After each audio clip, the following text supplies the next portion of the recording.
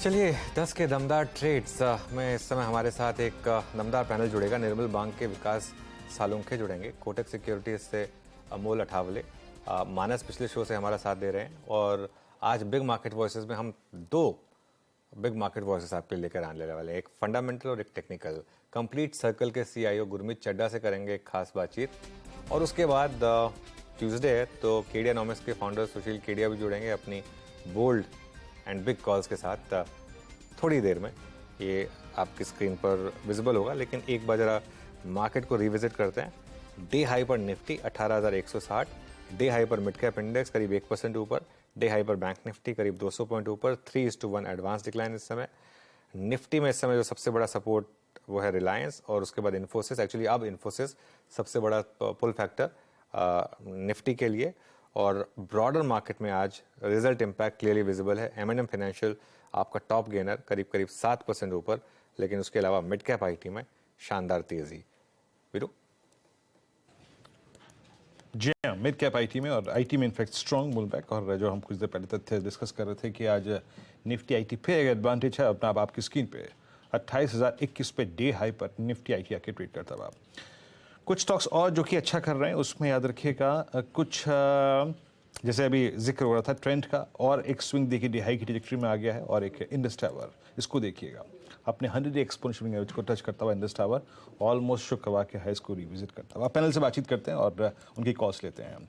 विकास, good morning, और आपके दो कन्विक्शन ट्रेड्स और इंडस्ट्रीज पे आपकी approach. Good morning Virendra ji. देखो, ओवरऑल मार्केट में हमने देखा है कि लास्ट पूरे सीरीज में 1200 पॉइंट का एक रैली यहाँ पे देख चुके हैं। थोड़ा सा यहाँ पे वापस एक नेक्स्ट इमीडिएट रेजिस्टेंस देखने मिलेगा 1800-240। एक नेक्स्ट इमीडिएट हर्डल यहाँ पे स्पॉट निफ्टी में देखने मिल सकता है, वहां पे एक बार रुक सकता है। नीचे में वापस 1840 अभी यहाँ पे इमीडिएट सपोर्ट बन चुका है। अगर उसके नीचे फिसलता है थोड़ा बहुत प्रॉफिट देखने को मिल सकता है। बट स्टॉक स्पेसिफिक अभी भी मार्केट में कुछ स्टॉक है जहां पे ब्रेकआउट लेवल होने के बाद भी कंटिन्यू मोमेंटम देखने मिल सकता है। मेरा पहला रहेगा पावर ग्रिड। पावर ग्रिड में हमने लास्ट वीक भी मेंटेन किया था कि यहाँ से बाय कॉल करके जाना चाहिए। वापस यहाँ पे 252 का टारगेट पावर ग्रिड में आते हुए देखने मिलेगा। नीचे में जो स्टॉप लॉस रेंज इस काउंटर में अभी इंट्राडे बेस पे देखनी है तो 234 के आसपास का स्टॉप लॉस रख के इसको बाय करना है। यहाँ पे चार्ट स्ट्रक्चर भी स्ट्रॉन्ग है। आज एक फ्रेश ब्रेकआउट वापस ऊपर का 240 का जो था उसको ब्रेक कर चुका है, तो मुझे लगता है पावर ग्रिड अच्छा रहेगा। दूसरा रहेगा सोनाकॉम। सोनाकॉम में हमने देखा है कि 100 डीएमए 50 डीएमए ये दोनों को कंफर्टेबली ब्रेक करके उसके ऊपर वापस ऊपर का जो रेंज देखने मिल रही है 200 डीएमए का, वहां पे वो हर्डल ले रहा था 475 के आसपास का। उसने वो लास्ट वीक में ब्रेकआउट दिया था, उसके ऊपर क्लोजिंग रखा था, तो मुझे लगता है यहाँ से 510 के टारगेट के लिए सोनाकॉम को यहाँ पे बाय करना चाहिए। और नीचे में जो स्टॉप लॉस है 478 का स्टॉप लॉस यहाँ पे लगा। ओके, सोना BLW। चलिए मानस, आपके इस समय की फ्रेश कॉल्स। देखिए, आईटी पे बहुत ध्यान है अनुज जी। अगर आप देखेंगे तो बहुत सारे आईटी स्टॉक्स ने रिवर्सल के साइन दिखाए हैं। बहुत सारे स्टॉक ने मूविंग एवरेजेस ब्रीच किए हैं, पॉइंट मूविंग एवरेज ब्रीच किए हैं। आज के लिए मेरा जो पिक होगा वो विप्रो पे होगा। विप्रो पे करंट लेवल्स पे भी खरीदारी करने की राय रहेगी। हमने फ्राइडे के सेशन में ब्रेकआउट देखा था, आज कंटिन्यूएशन देखने को मिल रहा है। 100 डे मूविंग एवरेज के ऊपर निकला है। 387 के स्टॉप लॉस से अब विप्रो में खरीदारी करनी है। मेरा समझना है कि ये 200 डे मूविंग एवरेज की तरफ जा रहा है, तो कम से कम 400 रुपए तक के भाव तो आपको देखने को बिल्कुल मिल सकते हैं। तो विप्रो पे खरीदारी करनी है। 390 का कॉल ऑप्शन भी विप्रो में ले सकते हैं। 8 रुपए के आसपास ट्रेड हो रहा है। 6 रुपए का स्टॉप लॉस लगाइए और यहाँ पर आप 15 रुपए की टारगेट सेट करिए।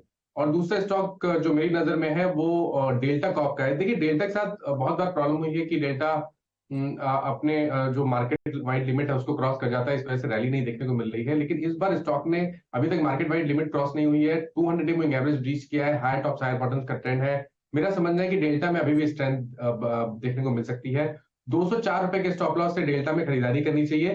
215 तक के टारगेट देखने को मिल सकते हैं। और 210 वाला कॉल ऑप्शन भी आप डेल्टा में ले सकते हैं। 5 रुपए 90 पैसे का ट्रेड हो रहा है। 4 रुपए के स्टॉप लॉस से खरीदारी करिए, कम से कम 10 रुपए के टारगेट के लिए। चलिए, ये बात हो गई इस समय दो कॉल मानस की। अमोल को जोड़ लेते हैं। Amol, good morning. अमोल, आपकी ट्रेड्स। अनुज जी नमस्ते। मुझे भी आईटी में ही थोड़ा सा मोमेंटम लग रहा है। मुझे एक HCL टेक अच्छा लग रहा है। करंट लेवल्स 1068 के आसपास चल रहा है। टारगेट उसका मुझे लग रहा है कि 1100 रुपए तक जा सकता है। 1100 1120 जो उसका प्रीवियस स्टॉप है डेली पे। और स्टॉप लॉस मुझे लग रहा है कि 1048 पोजिशनल पॉइंट ऑफ व्यू से है। थोड़ा कंसोलिडेशन हो रहा है स्टॉक, बट जिस वे में आईटी पूरे सेक्टर्स में पुल बैक रैली आ रही है, मुझे लग रहा है एचसीएल टेक भी अच्छा खासा कंट्रीब्यूट कर सकता है।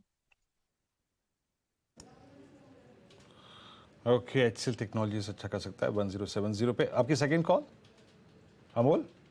यस, जुबिलियंट फूड एक अच्छा लग रहा है करंट मार्केट प्राइस पे, 450 के आसपास चल रहा है। टारगेट मुझे लग रहा है पोजिशनल पॉइंट ऑफ व्यू से अगेन 480 के आसपास। स्टॉप लॉस रहेगा उसका 440।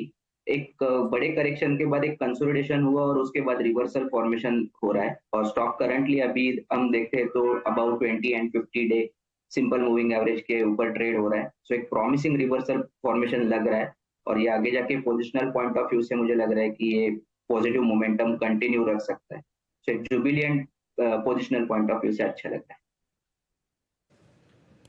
ओके, पोजिशनल पर्सपेक्टिव से जुबिलेंट फूड आपको अच्छा लग रहा है। अच्छा विकास, जरा एक बार देखिएगा आप मारुति को।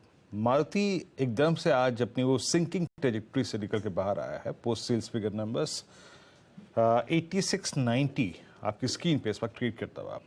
हालांकि ये बहुत बड़ा एक सप्लाई क्लस्टर रहा है, 2700 से 2800, इनफैक्ट 8900 तक, ये पूरा का पूरा 200 रुपये का क्लस्टर मेरे ख्याल से दिसंबर के बाद से लेकर अब तक एक बहुत बड़ा सप्लाई क्लस्टर रहा है। आपकी अप्रोच क्या रहेगी आज के स्विंग पर? देखो यहाँ पे अगर स्विंग की बात करें तो मुझे लगता है ऊपर में 8730 एक नेक्स्ट इमीडिएट हर्डल इस काउंटर में देखने मिलेगा। हमने लास्ट मंथ में भी देखा था कि इसी रेंज में जाके वापस 200 डीएमए को टच करके वहां से रिट्रेसमेंट यहाँ पे देखने मिली थी। तो मुझे लगता है एक बार ऊपर में 8730 की जो रेंज है, अगर उसको कंफर्टेबली ब्रेक करता है, उसके ऊपर सस्टेन रहता है, तो ये ऊपर की रेंज देखने मिलेगी। हालांकि मुझे लगता है वापस एक प्रॉफिट बुकिंग देखने मिलेगी, तो यहाँ से 8730 तक का एक मोमेंटम इंट्राडे में देखने मिल सकता है। वहां से मुझे लगता है कि वापस एक प्रेशर बिल्ड होते हुए देखने मिल सकता है इसका।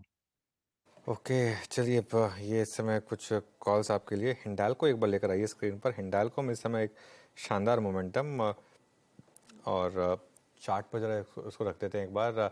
मानस, कोई व्यू हिंडाल्को को लेकर? मोमेंटम तो है यहाँ पर। देखिए, जितने भी मेटल काउंटर्स है अनुज जी, आज वहां पर बहुत सारी स्ट्रेंथ लग रही है। आप जिंदल स्टील की बात कर लीजिए, जेएसडब्ल्यू स्टील की बात कर लीजिए। हिंडाल्को ने तो एक फ्रेश ब्रेकआउट दिया है। फ्राइडे के सेशन में स्टॉक ने 20 मूविंग एवरेज को ब्रीच किया था। आज एक प्राइस ब्रेकआउट 441 के ऊपर देखने को मिला है।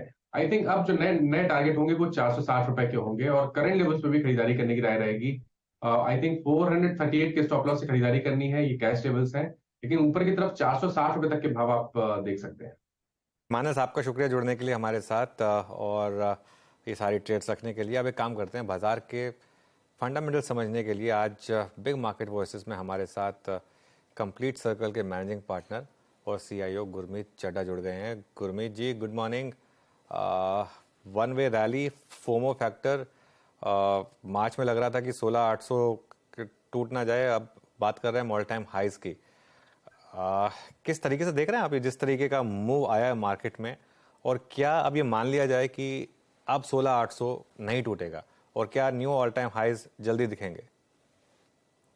अनुज, ये मार्केट की कहावत है, आपको रहना पड़ता है, क्योंकि अगर आप बेस्ट 5-6 दिन मिस कर जाएं तो लगभग 1 साल 2 साल का रिटर्न न्यूट्रलाइज हो जाता है। इसलिए हम हमेशा बोलते हैं कि कोर पोर्टफोलियो में टिंकरिंग मत करिए। आप आप प्रॉफिट बुकिंग भी करते हैं तो लोग प्रॉफिट की जगह पूरा कैपिटल बुक कर लेते हैं, और यही होता है। देखिए, कुछ दिनों में सेंटिमेंट चेंज हुआ है, तो मेरा ये मानना है कि इसके 3 कारण है। एक, मार्केट ये प्राइसिंग कर रहा है कि इन्फ्लेशन जो है वो नीचे आएगी, पीक आउट हो चुकी है, और 3 से 6 महीने में या मे बी 3 क्वार्टर में आपको ब्याज दरें जो है थोड़ा नीचे आएंगी। दूसरा, हमने देखा कि अर्निंग्स बहुत अच्छा रहा है बैंक्स का। इन पर्टिकुलर हमने देखा डोमेस्टिक में कि एचडीएफसी से वो नंबर स्टार्ट हुए थे, आरएल के नतीजे अच्छे आए, आईसीआईसीआई अच्छा था।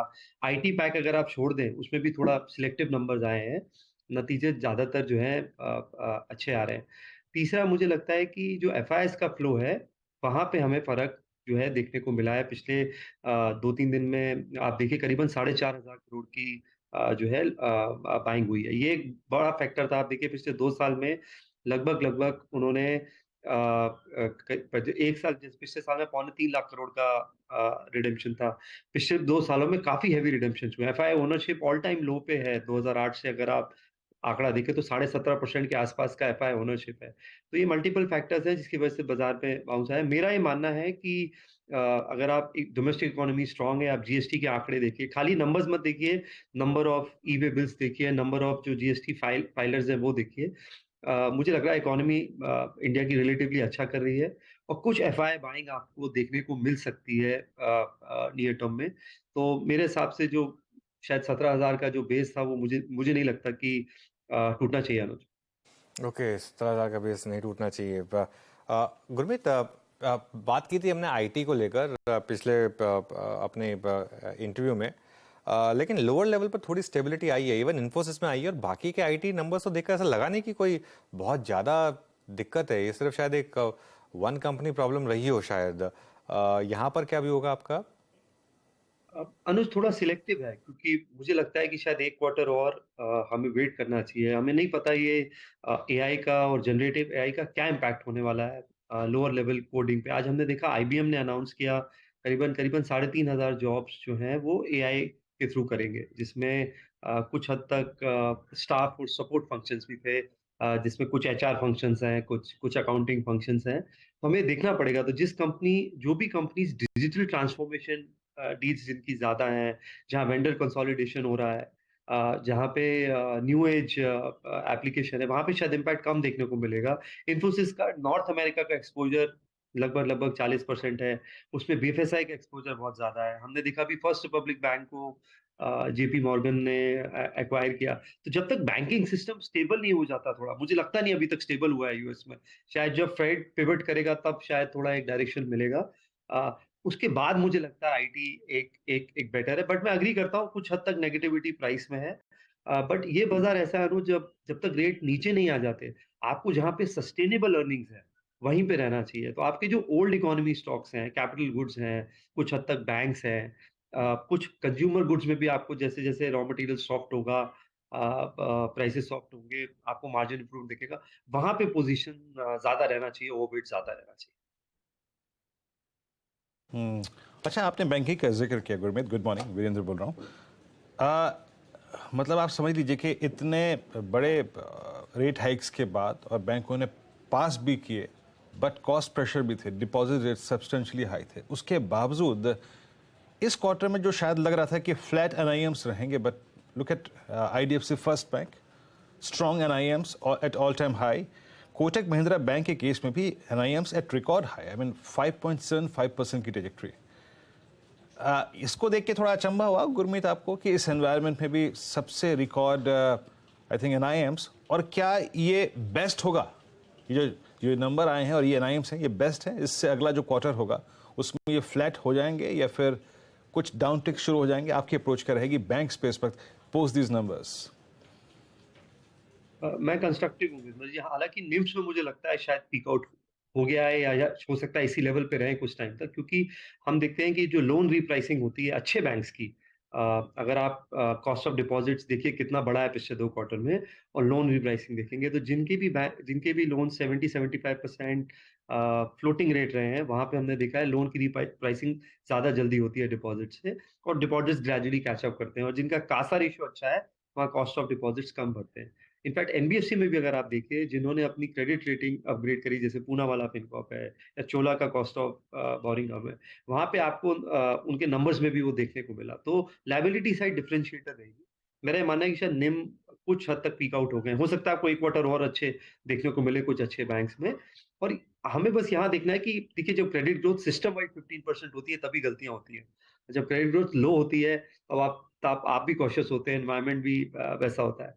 तो यहाँ पे जिनका अनसिक्योर्ड पोर्टफोलियो बहुत ज्यादा है, या बहुत हाई ग्रोथ आ रही है लोन में, खाली डिपॉजिट लोन ग्रोथ नहीं देखना चाहिए, वहां पे थोड़ा सा अगर आप लेवल 2 जाके देखेंगे कि इनके स्लिपेजेस कितने हो रहे हैं, क्रेडिट कॉस्ट का क्या पीछे रहा है, क्रेडिट अंडरराइटिंग कितनी स्ट्रांग है, वो थोड़ा सा देखना मेरे हिसाब से जरूरी है। तो थोड़ा सिलेक्टिव रहिए। इनफैक्ट बहुत ज्यादा क्रेडिट ग्रोथ है तो मेरे लिए रेड साइन है। जो थोड़ा बैलेंस और प्रूडेंट क्रेडिट ग्रोथ कर रहा है और सस्टेनेबल कर रहा है, वो मेरे हिसाब से अच्छा करेगा। तो हमें आईसीआईसीआई मुझे लगता है कंटिन्यूसली री रेट होगा, बहुत अच्छे नतीजे हैं। मैंने कोटक का 3% का आरओए बहुत टाइम बाद देखा है इस एनवायरनमेंट में, तो कोटक का नंबर अच्छा आया।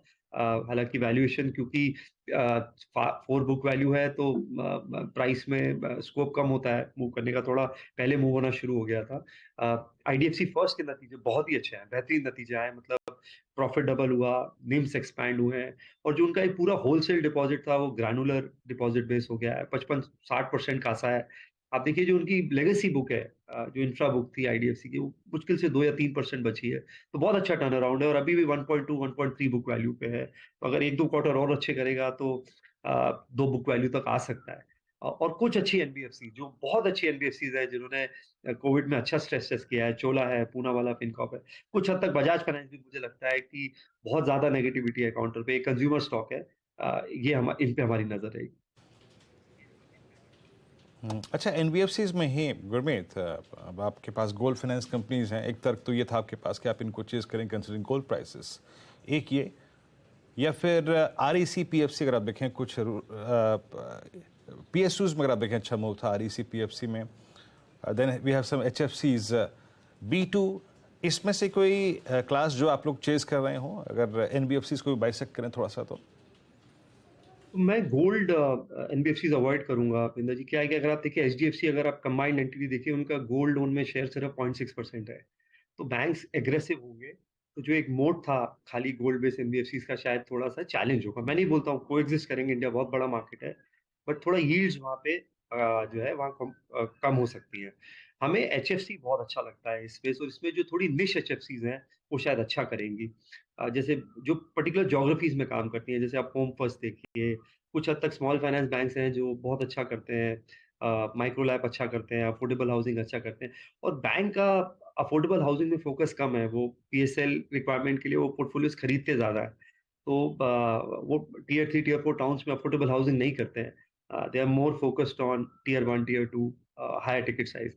तो इन्होंने जब से ये जो पूरा डिजिटल रेवोल्यूशन आया है, यूपीआई की मैपिंग कर रहे हैं, एक एक टेरिटरी में, मैं आपको एक एंटिटी का नाम बताता हूँ, छोटी एक हम टेरिटरी में गए थे, हमने वहां पे उनके 4 एम्प्लॉइज देखे जो क्रेडिट असेसमेंट करते हैं लोकल किराना स्टोर्स का, उनके फाइनेंशियल्स खुद बनाते हैं, फिर डिसाइड करते हैं कि उनको उनको माइक्रो लैब दे सकते हैं क्या उनकी दुकान के अगेंस्ट 4-5 लाख का। ये पहले मार्केट पूरा इनफॉर्मल मनी लेंडर्स का था जो 3-4% महीने का ब्याज लेते थे, ये अब फॉर्मल क्रेडिट में आ रहे हैं, तो ये मार्केट अच्छा करेगा और बड़ा सेफ है, क्योंकि आप देखिए सरफरोशी एक्ट 2 लाख पे अप्लाई होता है, तो पोजेशन लेना और एनपी रिकवर करना बहुत आसान है एचएफसी में, जो कि बाकी जगह 15 लाख पे सरफरोशी एक्ट अप्लाई होता है, तो एचएफसी अच्छा लगता है।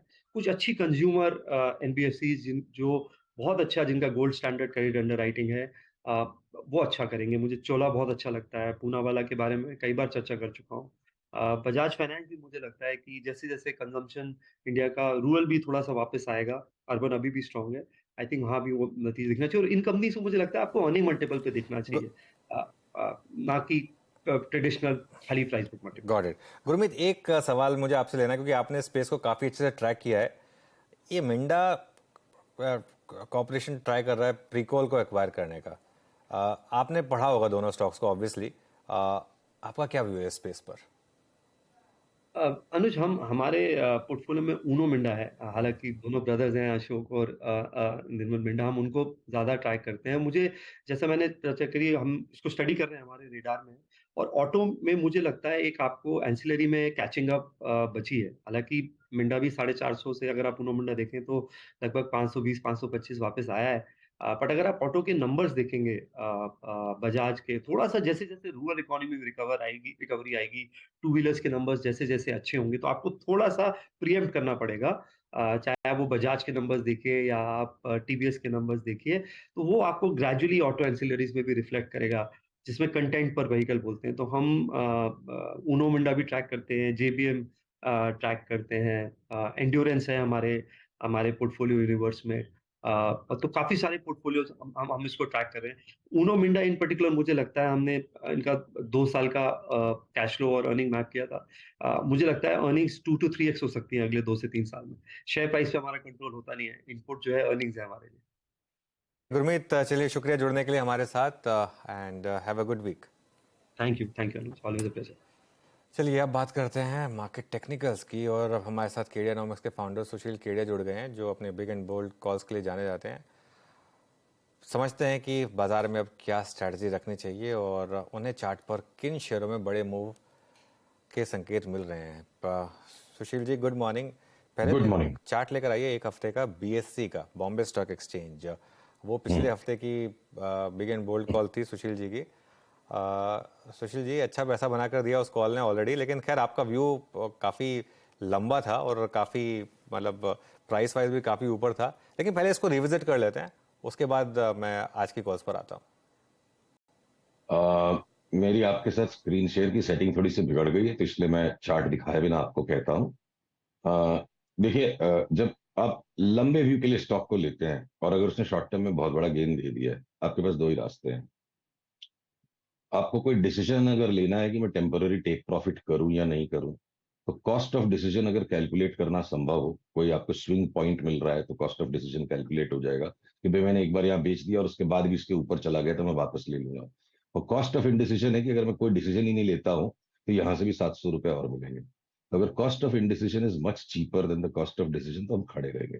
40-50 रुपए की टेक प्रॉफिट कोई बीएससी के अंदर बीच में आ गई तो मुझे कोई भी आश्चर्य नहीं होगा, पर ये 50 रुपया कमाने के चक्कर में ट्रेडिंग में मैं 700 रुपए की चाल नहीं छोड़ूंगा। तो कहीं इंसान को ट्रेडिंग करनी चाहिए, कहीं इन्वेस्टिंग करनी चाहिए। तो बॉम्बे स्टॉक एक्सचेंज हमारे लिए शांति से होल्ड है। होल्ड है। चलिए, आज की बिग बोल्ड कॉल क्या है फिर सुशील? अनुज देखो, ये तो बिग बोल्ड कॉल आप लोग प्यार से नाम दे देते हो बिग बोल्ड कॉल।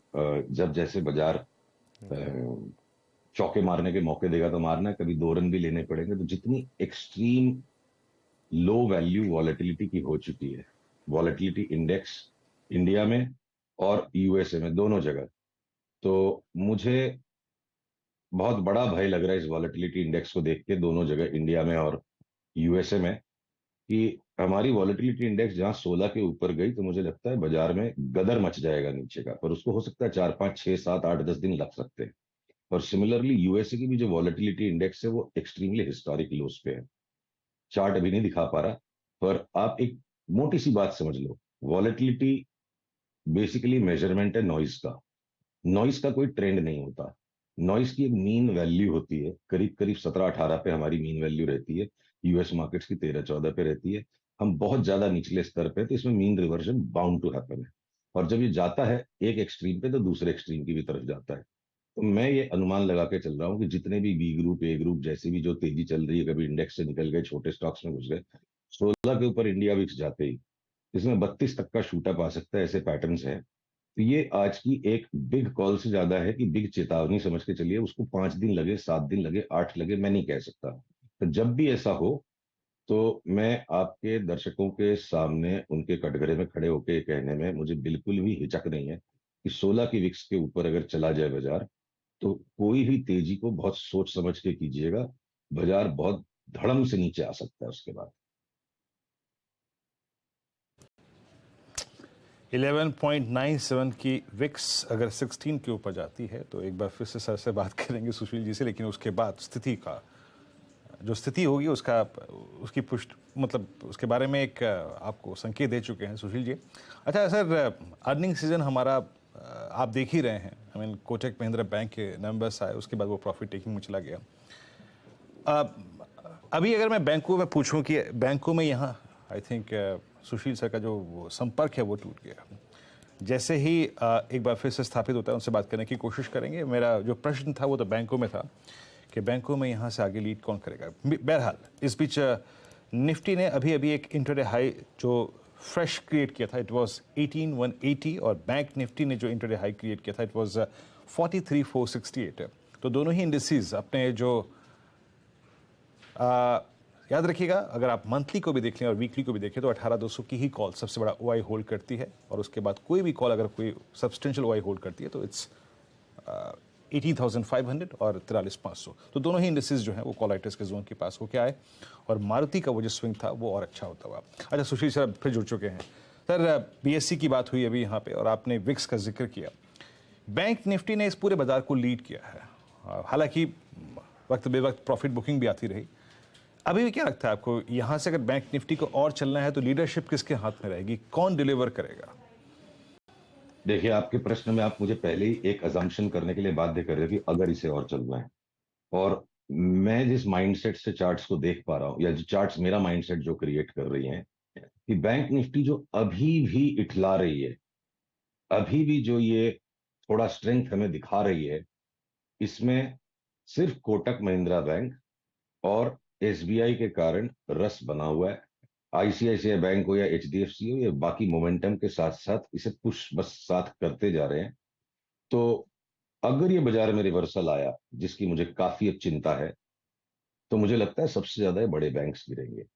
तो कोटक महिंद्रा और एसबीआई इस स्ट्रेंथ में लैगार्ड्स हैं, और इन दोनों की वजह से लास्ट लास्ट में बैंक निफ्टी में अभी भी स्ट्रेंथ बना हुआ है। मुझे यहां से नहीं लगता है कि कोई बैंक निफ्टी इस भाव से नया लेके 1000, 2000, 3000 पॉइंट कमा सकता है। ये लास्ट लास्ट की चमक बची हुई लगती है। तो हम इंतजार में हैं कि कब कंफर्म्ड रिवर्सल मिले और हम इसे बेचेंगे। देखिए, अप ट्रेंड लाइन टूटने के बाद बस खाली हम उसे रिक्लेम करने की कोशिश करें, और पूरा रैली स्ट्रक्चर है। तो बैंक निफ्टी में मैं तेजी बनाने के लिए कोई नए बिंदु नहीं खोज रहा हूं। मैं इस इंतजार में हूं कि कब मैं इसको बेच पाऊं सफलता के साथ। सुशील सर, कोई लास्ट मतलब कोई स्टॉक्स जो आपके रेडार पर हो इस समय, लॉन्ग या शॉर्ट? देखिए, बहुत सारे बी ग्रुप के स्टॉक्स है जिनमें क्या है, उनका नेचर ऐसा है कि वो 20-20%, 30-30% की चाल 7 दिन में दे देते हैं, मतलब लो ओनरशिप है। अब अगर आईडीबीआई जैसा स्टॉक मैं कहूँ यहाँ से अब बढ़ जाएगा 7 दिन में, तो हमारा इरादा वो नहीं है। अब 6 महीने के लिए लेके बैठो, डबल हो जाएगा निफ्टी, चाहे कहीं भी जाए। तो अ, अभी परिस्थिति करीब करीब इस तरह की बनी हो, जैसे दीवार पिक्चर में वो डायलॉग था ना, कि मेरे पास माँ है। या निफ्टी बैंक निफ्टी छूट भी गई तो हमारे पास ये आईडीबीआई जैसे, ये हमारे पास अवध शुगर और आंध्रा शुगर जैसे स्टॉक्स, ये जो है हमारे पास, तो निफ्टी की 1000 पॉइंट की खेल अपनी जगह पे है। अब 3 से 6 महीने का व्यू लेने वाला और दुनिया भर के स्टॉक्स को खरीद के बैठने वाला बाजार लौट के आ चुका है। ओके। अच्छा, एक आप गोल्ड और सिल्वर में एक व्यू बना रहे थे, उस पर जरा एक बात हो जाए। हाँ, व्यू क्या है, ये तो क्लियर एनालिसिस है। देखिए, कल सिल्वर ने एक डबल टॉप बनाया है। ये वेरी शॉर्ट टर्म ट्रेडिंग की बात अलग है, पर अब जो सेल सिग्नल कल सिल्वर में आ चुका, तो मैंने 7-8 दिन पहले हमने सोशल मीडिया पे पोस्ट की थी कि अपनी अपनी पत्नियों से कह दीजिए कि हम दिवाली तक सोना चांदी नहीं लेंगे, तो इतने ही पैसों में 50% ज्यादा चांदी मिल जाएगी और 30% ज्यादा गोल्ड मिल जाएगा। तो वो सिग्नल का कॉन्फर्मेशन तकरीबन कल आ गया। मुझे यहाँ से 30 से 35% तक की सिल्वर में वन वे करेक्शन दिखती है, और गोल्ड भी यहाँ से 20% घट के करीब $1600 तक चला जाए। तो जो सोना चांदी में निवेश करते हैं, या घर में शादी ब्याह के लिए भी इकट्ठा करते हैं कि आगे बच्चों की शादियां करनी, दिवाली तक संयम रखिए, काफी सस्ते मिल सकते हैं दोनों। ओके, चलिए फिर सुशील जी, आज का समय हमारा समाप्त हुआ, तो आज इस चर्चा को यहीं विराम देंगे और फिर अगले मंगलवार आपसे बात होगी। आज जुड़ने के लिए शुक्रिया। शुक्रिया। तो वीरू, गोल्ड या सिल्वर अगर खरीद रहे हैं तो थोड़ा रुक जाएं दिवाली तक, और उसके बाद एक फ्रेश व्यू बनाएं।